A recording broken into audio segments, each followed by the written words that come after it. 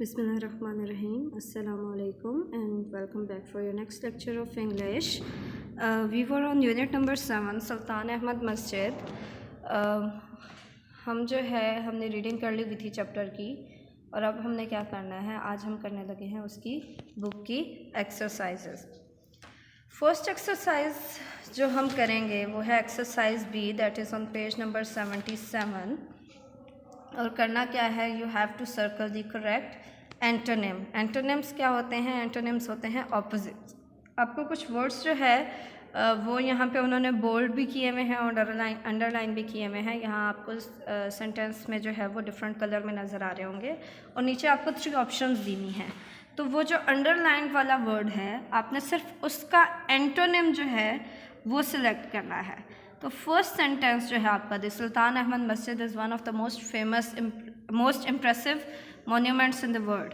तो आपके पास इम्प्रेसिव जो है वो उन्होंने हाईलाइट किया हुआ है, हमने उसका एंटोनिम बताना है. तो इम्प्रेसिव फेमस होता है, उसका एंटोनिम क्या है? अनइम्प्रेसिव. ऐसे ही सेकंड वाले में हमारे पास जो है जो वर्ड हाईलाइट हुआ हुआ है वो है लार्जेस्ट, और लार्जेस्ट का एंटोनिम क्या हो जाता है हमारे पास? स्मॉलेस्ट. थर्ड नंबर पे है हैवी. हैवी का एंटोनिम है लाइट. अपर, अपर का एंटोनिम है lower, A option. And fifth one is covered. Covered का एंटोनिम है एक्सपोज्ड. उसके बाद जो नेक्स्ट एक्सरसाइज सेम पेज पे एंड पे हमें दी हुई है ग्रामर के पोर्शन में, वो पोजीशन ऑफ एडवर्ब्स से रिलेटेड है.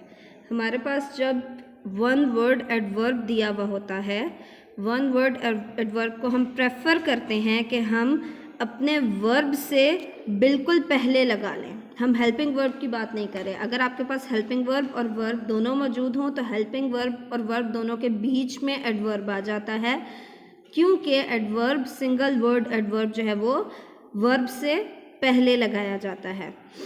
सम केसेस ऐसा होता है कि हमारे जो वर्ब्स होते हैं जिनको हम फाइनाइट वर्ब्स भी कहते हैं, हमने वर्ब की टाइप्स में देखा था कि हमारे ऐसे वर्ब्स जिनके साथ एस या ई एस लगता है, तो जब एस ई एस लगा हुआ हो और हमारा एडवर्ब भी ऐसा हो कि उसमें रेपिटिशन हो रही हो एस ई एस की, तो हम क्या करते हैं, हम प्रेफर कर देते हैं ऐसे एडवर्ब को कि हम उसको सेंटेंस के स्टार्ट में ले जाएं. एक्सरसाइज में हमारे पास जो फर्स्ट सेंटेंस है वो है शी कम्स हेयर और ब्रैकेट में हमें ऑफन दिया हुआ है. तो वर्ब हमारा कम्स है तो हम उसको ऑफन को वर्ब से पहले लगा देंगे, तो ये बन जाएगा she often comes here. Next हमारे पास है ही गोज़ टू लाहौर. लगाना है हमने समटाइम्स. तो समटाइम्स में स की साउंड रिपीट हो रही है, गोज़ में भी आ रही है, तो हम इसको प्रेफर करेंगे कि हम समटाइम्स को स्टार्ट में ले जाएं और फिर हम सेंटेंस बना लें. Sometimes he goes to Lahore. Third one is the teacher was late और हमने लगाना है हार्डली एवर. तो हमारे पास हेल्पिंग वर्ब है वॉज और वर्ब है हमारा लेट, तो हम इन दोनों के बीच में इसको प्लेस कर देंगे. The teacher was hardly ever late. We are tired by the end of the day. हमने यूजुअली लगाना है, बिल्कुल पिछली वाली जो है वो सेंटेंस की तरह हम करेंगे, हेल्पिंग वर्ब के बाद और वर्ब से पहले दोनों के बीच में लगा देंगे. We are usually tired by the end of the day. I have posted a letter to them. वही वाला काम करेंगे, पोस्टेड से पहले लगा देंगे हम जस्ट, तो I have just posted a letter to them हो जाएगा. He did his work. Carefully लगाना है हमने, वर्ब हमारा डिड है तो वर्ब से पहले हम केयरफुली लगा देंगे, तो ये बन जाएगा he carefully did his work. Next हमने क्या करना है, नेक्स्ट है हमारे पास इसी पेज पे, सेम पेज पे, degrees of adjective. Degrees of adjective जो है हमारे पास 3 डिग्रीज होती हैं. एडजेक्टिव्स बेसिकली क्या होते हैं? एडजेक्टिव्स हम लोगों ने पहले भी देखा है कि क्वालिटेटिव वर्ड्स होते हैं. ऐसे वर्ड्स होते हैं जो हमें हमारी नाउन की क्वालिटी बताते हैं. अब उन क्वालिटेटिव वर्ड्स की 3 डिग्रीज हैं. फर्स्ट डिग्री है हमारे पास सिंपल, सेकंड कंपैरेटिव और थर्ड हमारे पास सुपरलेटिव है. अब सिंपल डिग्री का क्या काम है? वो सिंपली हमें एक सिंगल नाउन की जो है वो क्वालिटी बताती है, उसको क्वालिफाई करता है।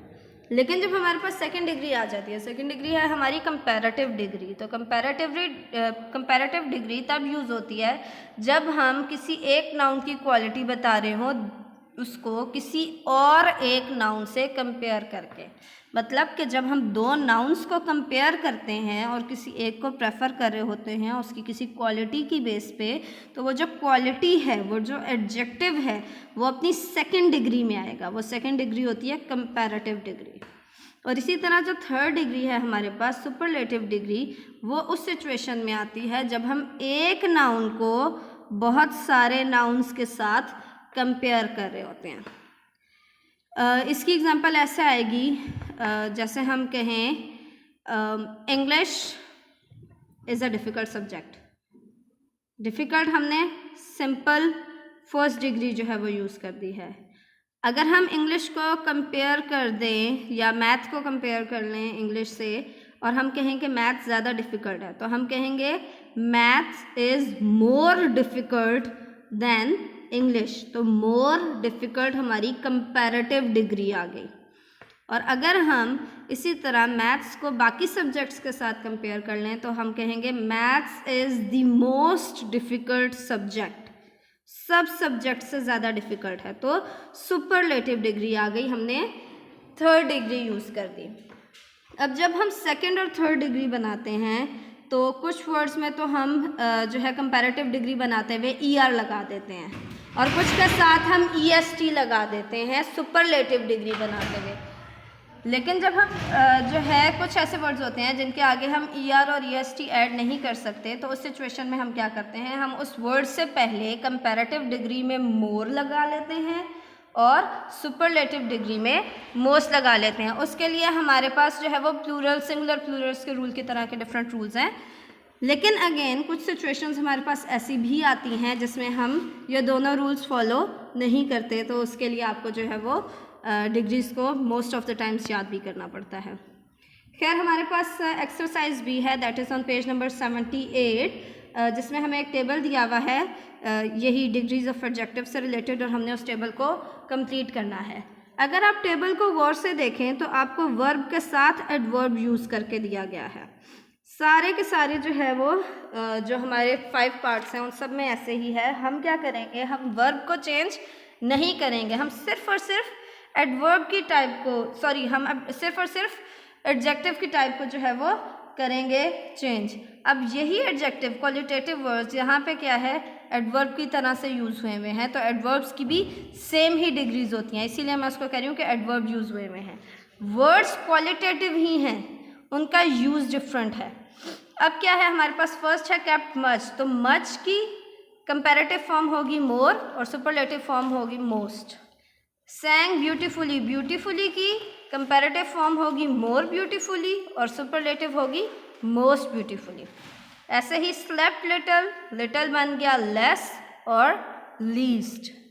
लुक्ड गुड, गुड बन गया बेटर एंड बेस्ट। और लास्ट में हमारे पास है अराइव्ड अर्ली, तो वो हो गया arrived earlier and arrived earliest. यहाँ तक हमारा हो गया।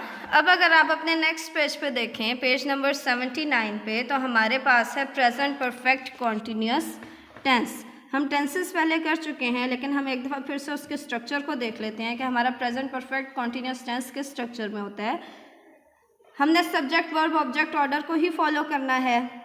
हमारे पास हम पहले भी ये देख चुके हैं कि perfect continuous tenses passive form में एक्चुअली एग्जिस्ट नहीं करते। हम जब रूल्स को पढ़ते हैं उनकी पैसिव फॉर्म नहीं बनती, लेकिन जब हम ट्रांसलेशन करते हैं तो उसमें आ जाते हैं। वो आप लोगों के लिए थोड़ा आगे का काम है, जब आप कॉलेज में जाएंगे तो आप लोगों को वो समझ में आ जाएगी। खैर, अभी हम सिंपल एक्टिव पे फोकस करते हैं। एक्टिव सेंटेंसेस में क्या होता है, वैसे ही सब्जेक्ट ने तो स्टार्ट में आना है। हेल्पिंग वर्ब हमारे पास आता है हैज़ और हैव। हैज़ का यूज़ क्या है, वो सिंगुलर नाउन्स के साथ आता है और थर्ड पर्सन प्रोनाउंस के साथ आता है जो सिंगुलर हों। थर्ड पर्सन प्रोनाउन का मतलब है ही, शी और इट। उसके अलावा हमारे पास यू और आई भी सिंगुलर प्रोनाउंस हैं, लेकिन उनके साथ हैज़ नहीं, हैव लगता है। बाकी सब जो प्लूरल्स हैं हमारे, और आई और यू हैं, उनके साथ हैव लगेगा। प्लूरल्स में हमारे प्रोनाउंस भी आ जाएंगे। और सिंपल नाउन्स भी आ जाएंगे। उसके बाद हम लगाते हैं एक बीन और progressive form of verb. Progressive form of verb हमने देखी थी, वो कौन सी होती है? आईएनजी वाली फॉर्म। फिर उसके बाद हम ऑब्जेक्ट लगाते हैं, फिर हम लगाते हैं सिंस फॉर, और हम लगाते हैं टाइम। अब आपकी जो नेक्स्ट एक्सरसाइज है, जो इस चैप्टर की लास्ट एक्सरसाइज है, that is on page number 80, उसमें जो आपके लिए इम्पोर्टेंट पार्ट है वो सिंस और फॉर का यूज़ है। अब सिंस कहाँ यूज़ होता है? जब हमें हमारी टाइम लाइन का एक स्पेसिफिक टाइम बता दिया जाए। हम टाइम को काउंट नहीं कर रहे, मेजर नहीं कर रहे, हमें एक स्पेसिफिक स्पॉट बता दिया गया है कि हाँ एक टाइम लाइन हमने बनाई और ये वाला जो टाइम है ना, इस टाइम पे ये काम हो रहा था। जैसे मॉर्निंग में, सुबह में ये काम हो रहा था, या 2005 में ये काम हो रहा था। लेकिन जब हम टाइम को मेजर करने शुरू हो जाते हैं तो हम फॉर यूज़ करते हैं। इसकी एग्जांपल हमारे पास है 2 आवर्स, वो 2 घंटे से ये काम कर रहा है, या वो बहुत ज़्यादा टाइम से ये काम कर रहा है। तो हम टाइम को मेजर कर रहे हों तो हम फॉर को यूज़ करते हैं। अब हम अपनी एक्सरसाइज देखते हैं। एक्सरसाइज डी है पेज नंबर 80 पे। पुट फॉर और सिंस इन दी ब्लैंक्स। हमने देखना है फॉर और सिंस के यूज़ को।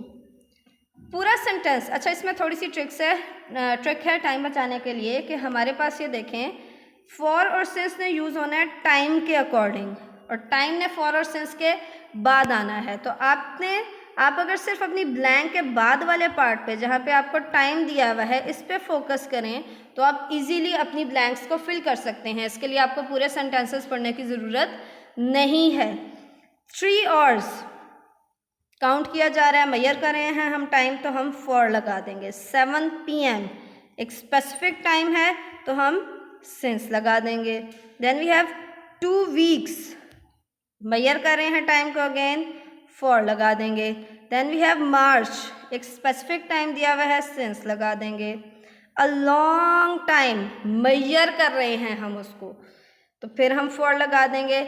और लास्ट वाले सेंटेंस को अगर हम देखें तो हमें टाइम कैसे बताया हुआ है? ही लेफ्ट द स्कूल, जब उसने स्कूल छोड़ा था।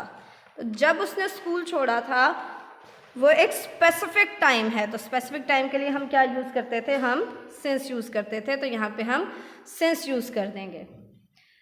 This is all for today. इंशाल्लाह इसके बाद हम अपने क्वेश्चन आंसर्स करेंगे और फिर हमारा ये चैप्टर कंप्लीट हो जाएगा। Thank you so much. Stay home, stay safe. अल्लाह हाफिज़।